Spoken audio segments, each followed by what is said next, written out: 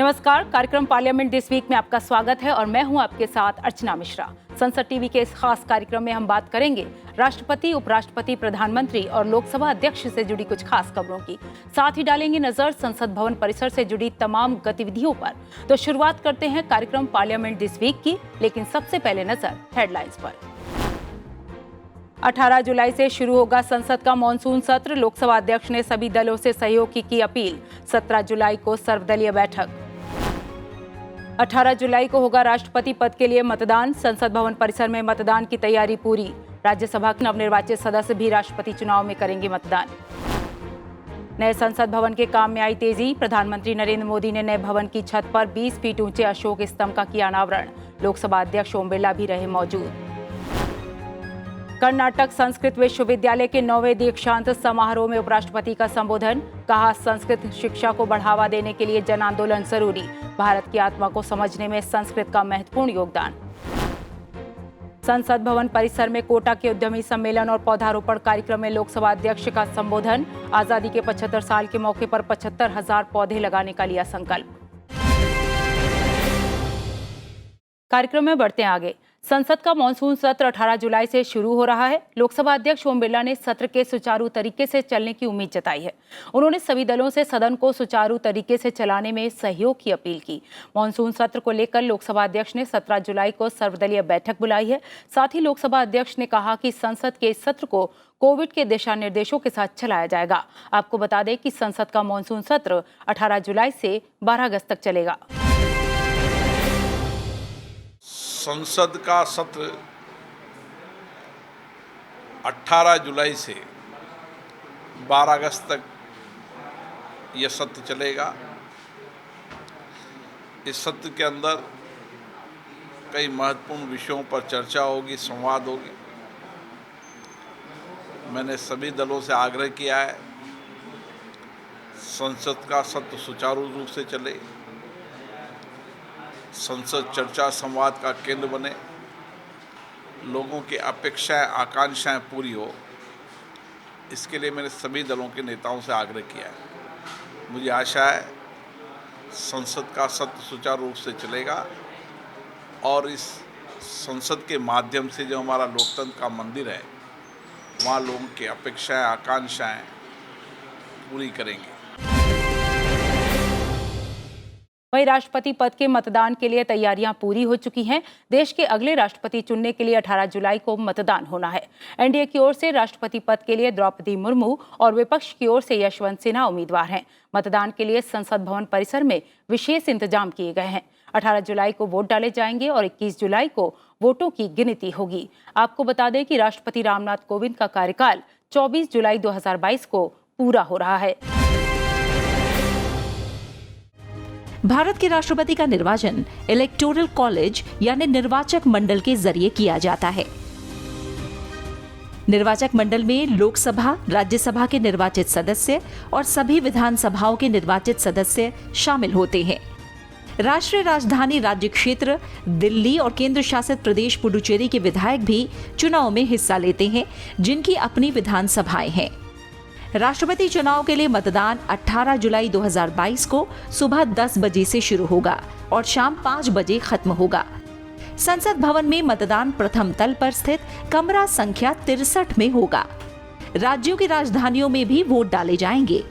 आमतौर पर संसद सदस्य संसद भवन नई दिल्ली में मतदान करते हैं, जबकि राष्ट्रीय राजधानी राज्य क्षेत्र दिल्ली और केंद्र शासित प्रदेश पुडुचेरी समेत राज्य विधानसभाओं के सदस्य संबंधित राज्यों की राजधानियों में चुनाव आयोग की ओर से अधिसूचित स्थानों पर मतदान करते हैं। अगर किसी सांसद ने चुनाव आयोग से पहले ही अनुमति ले ली हो तो वो किसी राज्य की राजधानी या संघ राज्य क्षेत्र की राजधानी में मतदान कर सकते हैं। इसी तरह किसी राज्य विधानसभा का कोई सदस्य जिसने चुनाव आयोग की अनुमति ले ली हो तो वो संसद भवन नई दिल्ली में या अपने राज्य से भिन्न किसी अन्य राज्य की राजधानी में भी मतदान कर सकते हैं। वोटों की गिनती 21 जुलाई को होगी। भारत का 15वां राष्ट्रपति चुनने की प्रक्रिया शुरू हो गई है। एक नजर डालते हैं स्वतंत्रता से लेकर अब तक कौन कौन भारत के राष्ट्रपति रहे हैं। स्वतंत्र भारत के पहले राष्ट्रपति डॉक्टर राजेंद्र प्रसाद बने। डॉक्टर प्रसाद संविधान सभा के अध्यक्ष भी थे। 1957 में डॉक्टर राजेंद्र प्रसाद लगातार दूसरी बार राष्ट्रपति निर्वाचित हुए। 1962 में डॉक्टर सर्वपल्ली राधाकृष्णन तीसरे राष्ट्रपति बने। 1967 में डॉक्टर जाकिर हुसैन देश के तीसरे राष्ट्रपति बने। 1969 में डॉक्टर वीवी गिरी राष्ट्रपति बने। 1974 में फखरुद्दीन अली अहमद राष्ट्रपति बने। 1977 में नीलम संजीवा रेड्डी भारत के 7वें राष्ट्रपति बने। 1982 में ज्ञानी जैल सिंह भारत के पहले सिख राष्ट्रपति बने। 1987 में आर वेंकटरमन भारत के राष्ट्रपति बने। इन्होंने 3 प्रधानमंत्रियों का टर्म देखा। 1992 में डॉक्टर शंकर दयाल शर्मा भारत के राष्ट्रपति बने। 1997 में के.आर. नारायणन भारत के राष्ट्रपति बने।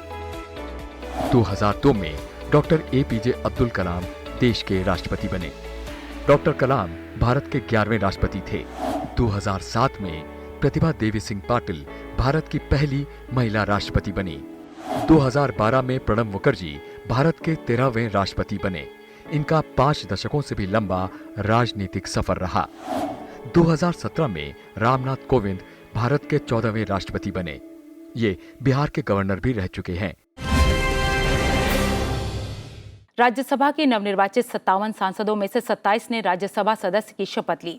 राज्यसभा के सभापति एम वेंकैया नायडू ने इन सांसदों को शपथ दिलाई और कहा कि जिन सांसदों ने शपथ नहीं भी ली है वो भी मतदान कर पाएंगे। उन्होंने कहा कि जल्द शुरू होने जा रहे संसद के मानसून सत्र में भी कोविड प्रोटोकॉल का पालन किया जाएगा।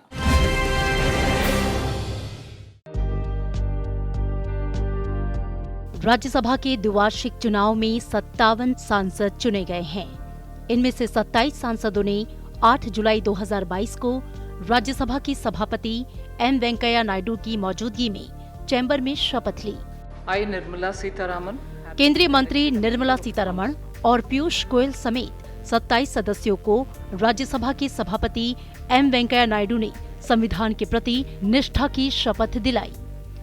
10 राज्यों से आए इन 27 सदस्यों ने 9 भाषाओं में शपथ ली। संविधान प्रति श्रद्धा और निष्ठा रखिबे। ईश्वरों का नाम रे शपथ करूछि जे। इस दौरान नवनिर्वाचित सदस्यों को संबोधित करते हुए सभापति ने कहा कि सदन का आगामी मानसून सत्र भी कोविड के दिशा निर्देशों के अनुसार उचित दूरी और सुरक्षा मानदंडों के अनुरूप आयोजित किया जाएगा। उन्होंने सदस्यों से नियमों का पालन करने और सदन की गरिमा बनाए रखने की अपील की। The seating arrangement will be like last session. That means COVID protocol is very much there because cases are on the rise. So one has to be careful. One has to wear mask. Second, maintain honorable distance, safe distance, and also follow whatever instructions that are issued from government and respective state governments from time to time. नवनिर्वाचित 57 सांसदों में 14 ऐसे हैं जो दोबारा चुनकर आए हैं। इनमें केंद्रीय मंत्री निर्मला सीतारमण, पीयूष गोयल, जयराम रमेश, विवेक के तनखा, मुकुल वासनिक, सुरेंद्र सिंह नागर, डॉक्टर के लक्ष्मण, डॉक्टर लक्ष्मीकांत वाजपेयी, जयंत चौधरी, कल्पना सैनी, सुलाता देव और आर धर्मार शामिल हैं। वहीं नए संसद भवन का काम तेजी से जारी है। नए संसद भवन की छत पर 20 फीट ऊंचा अशोक स्तंभ लगाया गया है। प्रधानमंत्री नरेंद्र मोदी ने अशोक स्तंभ का अनावरण किया। इस दौरान उनके साथ लोकसभा अध्यक्ष ओम बिरला भी मौजूद रहे। आपको बता दें कि सेंट्रल विस्टा मोदी सरकार का ड्रीम प्रोजेक्ट है और इसका सेंट्रल एवेन्यू करीब 80% बनकर तैयार हो चुका है। सरकार ने सेंट्रल विस्टा प्रोजेक्ट के पूरे होने की डेडलाइन अक्टूबर 2022 रखी है। उम्मीद जताई जा रही है कि नए संसद भवन में शीतकालीन सत्र का आयोजन किया जा सकता है।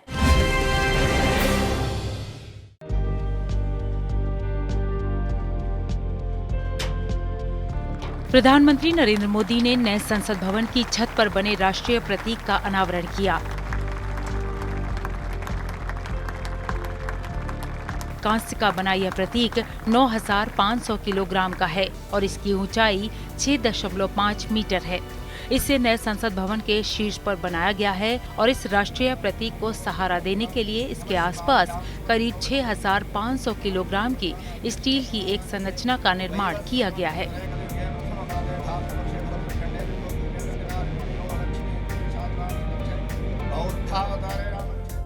इस दौरान प्रधानमंत्री ने संसद भवन के निर्माण कार्य में लगे मजदूरों से भी बातचीत की। अच्छा, आप लोगों को क्या लगता है, इमारत बना रहे हैं कि इतिहास बना रहे हैं? सबको मालूम है, लोकतंत्र का मंदिर बना रहे हैं। आपको पता है सबको? तो काम करने के लिए उसमें क्या फर्क, मकान बनाते हैं और ये बनाते हैं, तो काम करते समय क्या फर्क होता है? घर वालों को पता था, पूछते होंगे क्या कर रहे हो, कैसा बन रहा है, तो लोग कहते हो यार फोटो तो ले आओ, दिखाओ हमको। ऐसा करते हैं। नए संसद भवन की छत पर राष्ट्रीय प्रतीक लगाने का काम 8 अलग अलग चरणों में पूरा किया गया। इसमें मिट्टी से मॉडल बनाने से लेकर कंप्यूटर ग्राफिक्स तैयार करना और कांस्य से निर्मित आकृति को पॉलिश करना शामिल है। इस मौके पर लोकसभा अध्यक्ष ओम बिरला, राज्यसभा के उपसभापति हरिवंश और केंद्रीय शहरी विकास मंत्री हरदीप सिंह पुरी भी मौजूद रहे। बढ़ते हैं आगे। आजादी के 75वें वर्ष पर देश की राजधानी दिल्ली में लोकसभा अध्यक्ष ओम बिरला ने कोटा के स्मॉल स्केल एसोसिएशन के साथ उद्यमी सम्मेलन और पौधारोपण कार्यक्रम को संबोधित किया। कार्यक्रम संसद भवन परिसर में आयोजित किया गया। कार्यक्रम को संबोधित करते हुए लोकसभा अध्यक्ष ने कहा कि संसद लोकतंत्र का मंदिर है और इसकी गरिमा बनी रहनी चाहिए। साथ ही उन्होंने पर्यावरण और हरियाली को लेकर वहां मौजूद उद्यमियों से आह्वान किया कि हमें अपने शहर को हरा भरा बनाना चाहिए और 75 साल की आजादी के मौके पर 75,000 पेड़ लगाने का भी संकल्प लेना चाहिए।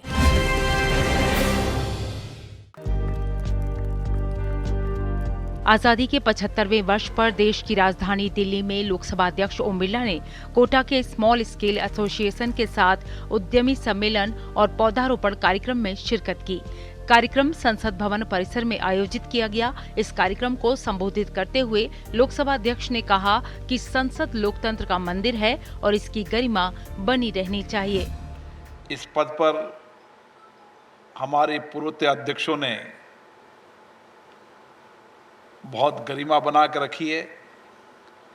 मेरी भी कोशिश रहती है कि लोकतंत्र के इस मंदिर की गरिमा बनी रहे। यहाँ चर्चा संवाद से लोगों का अधिकतम कल्याण हो सके और महत्वपूर्ण विधेयकों पर, अन्य विषयों पर जब चर्चा होती है, उन विषयों पर मत अलग अलग हो सकते हैं, लेकिन देश की 135 करोड़ लोगों का प्रतिनिधित्व करने वाले सभी लोग एक मत से सहमत हैं कि ये देश आगे बढ़े, ये देश विश्व के अंदर नए कीर्तिमान हासिल करें। और हम आज ये देखते हैं कि भारत ने अपने गौरव को बढ़ाया है। लोकसभा अध्यक्ष ने पर्यावरण और हरियाली को लेकर कार्यक्रम में मौजूद उद्यमियों से आह्वान किया कि हमें अपने शहर को हरा भरा बनाना चाहिए और घर के निर्माण से पहले पौधारोपण करना चाहिए। हम चाहे मकान बनाए, 1 करोड़ का मकान बनाए, 2 करोड़ का मकान बनाए, तो 2-3 लाख रुपया पेड़ पर लगाने पे भी हम खर्चा करें। वह कर्नाटक या बेंगलोर के अंदर लोग मकान बाद में बनाते हैं, पहले पेड़ पहले लगाते हैं। हमें भी शहर को इसी संकल्प के साथ हरा भरा बनाना है और इतना सुंदर शहर बनाना है कि लोग देखने आए। कार्यक्रम में कोटा स्मॉल स्केल एसोसिएशन के 300 से ज्यादा लोगों ने हिस्सा लिया। लोकसभा अध्यक्ष ने कोटा में जनवरी में एयरपोर्ट के काम शुरू होने के बारे में भी उद्यमियों को अवगत कराया। पार्लियामेंट दिस वीक कार्यक्रम में वक्त हो गया एक ब्रेक का। ब्रेक के बाद भी खबरों का सिलसिला जारी है, बने रहिए। ब्रेक के बाद एक बार फिर आपका स्वागत है। बढ़ते हैं आगे। उपराष्ट्रपति एम वेंकैया नायडू ने बेंगलुरु के राजभवन में आयोजित कर्नाटक संस्कृत विश्वविद्यालय के 9वें दीक्षांत समारोह को संबोधित किया। अपने संबोधन में उपराष्ट्रपति एम वेंकैया नायडू ने संस्कृत शिक्षा को बढ़ावा देने के लिए जन आंदोलन पर जोर दिया।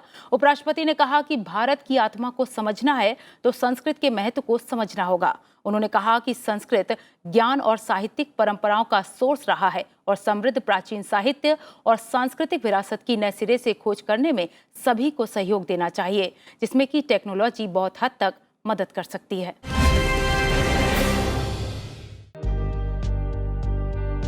भाषाओं के संरक्षण की जरूरत पर जोर देते हुए उपराष्ट्रपति वेंकैया नायडू ने कहा कि संस्कृत शिक्षा को पुनर्जीवित करने के लिए एक जन आंदोलन की जरूरत है, जिसमें सभी हितधारकों को समृद्ध प्राचीन साहित्य और सांस्कृतिक विरासत की नए सिरे से खोज में योगदान देना चाहिए।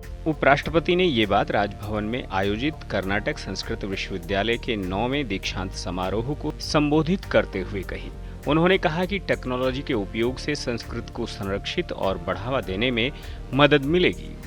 Sanskrit learning must have greater opportunities, and we should contribute to the enrichment of the language, which will rediscover India's rich classical literature and cultural heritage.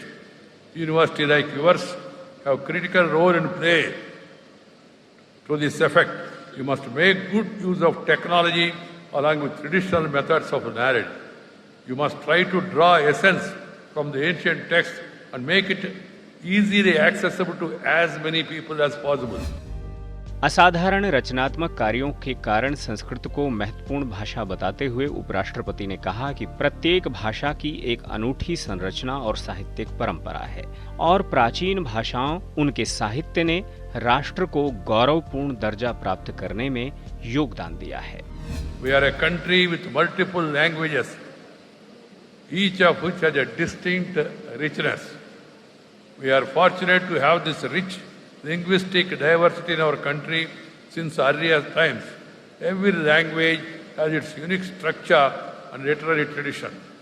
Our ancient languages and their literature have contributed immensely in India attaining the prestigious status of being the Viswa Guru.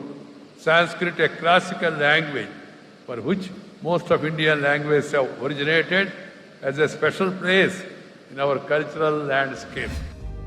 कार्यक्रम के दौरान कर्नाटक के राज्यपाल थावरचंद गहलोत, संस्कृत विश्वविद्यालय के प्रशासनिक अधिकारी और कई विद्वान उपस्थित रहे। उपराष्ट्रपति एम वेंकैया नायडू ने कहा कि धर्मनिरपेक्षता भारतवासियों के खून में है और भारत में सभी वर्गों को समान अवसर मिलते हैं, लिहाजा कोई भी देश के शीर्ष पदों पर पहुंच सकता है। उपराष्ट्रपति एम वेंकैया नायडू ने ये बात बेंगलुरु में माउंट कार्मेल कॉलेज के प्लैटिनम जुबली समारोह को संबोधित करते हुए कही। उपराष्ट्रपति ने कहा कि प्राथमिक शिक्षा मातृभाषा में होनी चाहिए। साथ ही ये भी कहा कि महिलाओं ने हमेशा हर क्षेत्र में खुद को सही साबित किया है, लिहाजा महिलाओं की शिक्षा को और अधिक बढ़ावा देने की जरूरत है।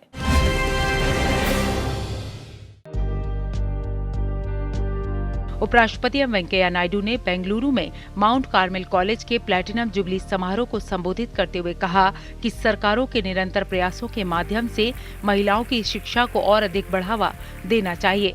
उपराष्ट्रपति ने कहा कि मौका दिए जाने पर महिलाओं ने हमेशा से हर क्षेत्र में खुद को साबित किया है। Education is like a mission,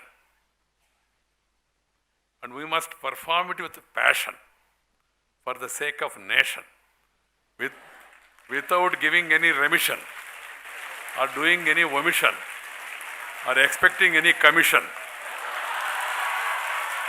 This is the passion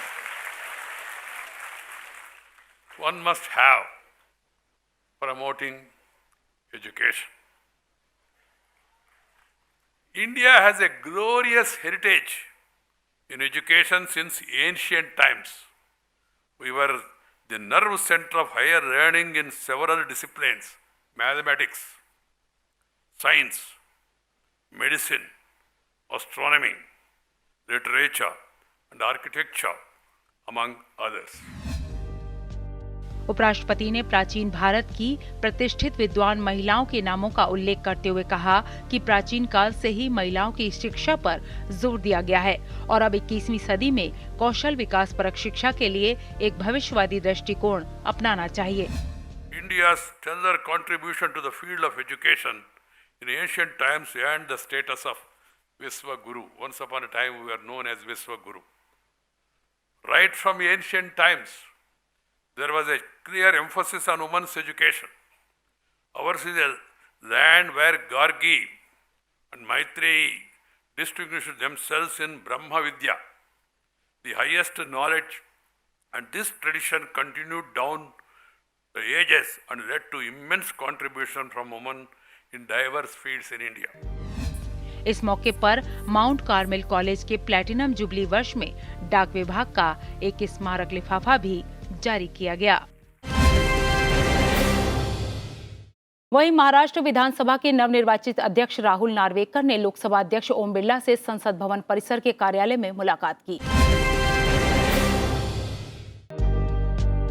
Lok Sabha अध्यक्ष ने राहुल नार्वेकर को नए दायित्व के लिए बधाई दी। नई जिम्मेदारी के लिए शुभकामनाएं देते हुए लोकसभा अध्यक्ष ने कहा कि उम्मीद है कि वो संवैधानिक मूल्यों और लोकतांत्रिक परंपराओं को सशक्त करने में अग्रणी भूमिका निभाएंगे। मुलाकात के दौरान विधायी कामकाज पर चर्चा की गई।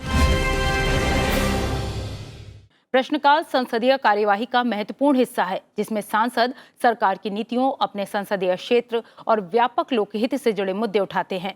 बैलेट प्रक्रिया के तहत सत्र के दौरान सदन में उठाए जाने वाले प्रश्नों के चयन की प्रक्रिया संसद भवन परिसर में आयोजित की गई। लोकसभा में मानसून सत्र के दौरान 22, 25, 26 और 27 जुलाई को पूछे जाने वाले प्रश्नों के चयन की प्रक्रिया पारदर्शी तरीके से संपन्न हुई। इस प्रक्रिया में सांसद और लोकसभा सचिवालय के कर्मचारी मौजूद रहे। लोकसभा की कार्यवाही प्रश्नकाल से शुरू होती है। सांसद प्रश्नकाल में सरकार की नीतियों, अपने संसदीय क्षेत्र और व्यापक लोकहित से जुड़े मुद्दे उठा सकते हैं। प्रश्नों के चयन की प्रक्रिया पारदर्शी तरीके से होती है। इस प्रक्रिया में सांसद और लोकसभा सचिवालय के कर्मचारी मौजूद रहते हैं। संसद का मॉनसून सत्र 18 जुलाई 2022 से 12 अगस्त 2022 के बीच संपन्न होगा। 22 जुलाई 2022 की कार्यवाही के लिए प्रश्नों की चयन की प्रक्रिया संसद भवन परिसर के संसदीय सौध कक्ष संख्या 324 में 6 जुलाई 2022 को आयोजित की गई। ये प्रक्रिया सांसद बेनी बेहनन, सांसद सुनील कुमार सोनी और लोकसभा सचिवालय की निदेशक माया लिंगी की उपस्थिति में हुई। 22 जुलाई 2022 के लिए प्रश्नों के चयन में प्रश्नों की संख्या 1338 है, जिसमें तारांकित प्रश्नों की संख्या 594 और अतारांकित प्रश्नों की संख्या 744 है।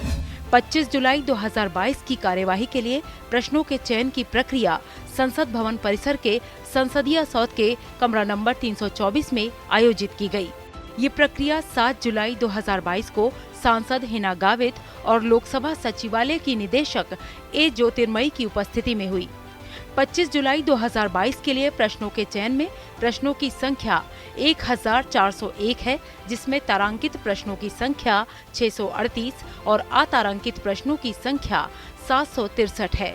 26 जुलाई 2022 की कार्यवाही के लिए प्रश्नों के चयन की प्रक्रिया संसद भवन परिसर के संसदीय सौध के कमरा नंबर 324 में आयोजित की गई। ये प्रक्रिया 8 जुलाई 2022 को डीएनवी सेंथिल कुमार एस और लोकसभा सचिवालय के निदेशक सुंदर प्रसाद दास की उपस्थिति में हुई। 26 जुलाई 2022 के लिए प्रश्नों के चयन में प्रश्नों की संख्या 1400 है, जिसमें तारांकित प्रश्नों की संख्या 652 और अतारांकित प्रश्नों की संख्या 748 है। 27 जुलाई 2022 की कार्यवाही के लिए प्रश्नों के चयन की प्रक्रिया संसद भवन परिसर के संसदीय सौध के कमरा नंबर 324 में 11 जुलाई 2022 को आयोजित की गई। ये प्रक्रिया सांसद जुगल किशोर शर्मा और लोकसभा सचिवालय के निदेशक खाखाई जाऊ की उपस्थिति में हुई। 27 जुलाई 2022 के लिए प्रश्नों के चयन में प्रश्नों की संख्या 1402 है, जिसमें तारांकित प्रश्नों की संख्या 647 और अतारांकित प्रश्नों की संख्या 755 है। लोकतंत्र में संसदीय समितियों का अहम स्थान है। समय समय पर इन संसदीय समितियों की बैठक होती है। विभिन्न मुद्दों पर चर्चा के बाद ये समितियां अपनी रिपोर्ट सभा के समक्ष रखती हैं। तो आइए जान लेते हैं सप्ताह लोकसभा में किन किन संसदीय समितियों की बैठक हुई।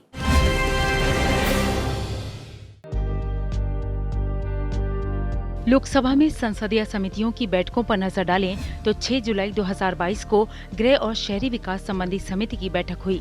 7 जुलाई 2022 को सार्वजनिक उपक्रम संबंधी समिति की बैठक हुई। वहीं 11 जुलाई 2022 को विदेशी मामलों संबंधी समिति की बैठक हुई।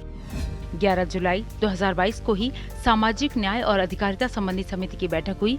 वहीं अधीनस्थ विधान संबंधी समिति की बैठक भी 11 जुलाई को ही संपन्न हुई। 12 जुलाई 2022 को कृषि, पशुधन और खाद्य प्रसंस्करण संबंधी समिति की बैठक हुई। 12 जुलाई को ही श्रम, वस्त्र और कौशल विकास संबंधी समिति की बैठक संपन्न हुई। वहीं अनुसूचित जाति और अनुसूचित जनजातियों के कल्याण संबंधी समिति की बैठक 12 जुलाई 2022 को संपन्न हुई। तो कार्यक्रम पार्लियामेंट दिस वीक में इतना ही, लेकिन जाने से पहले एक जरूरी बात, आप इस कार्यक्रम को संसद टीवी के YouTube चैनल पर भी देख सकते हैं। हमें आपके फीडबैक का इंतजार रहेगा। अगले हफ्ते फिर मिलेंगे संसद से जुड़ी कुछ अहम खबरों के साथ। तब तक के लिए मुझे दीजिए इजाजत। नमस्कार।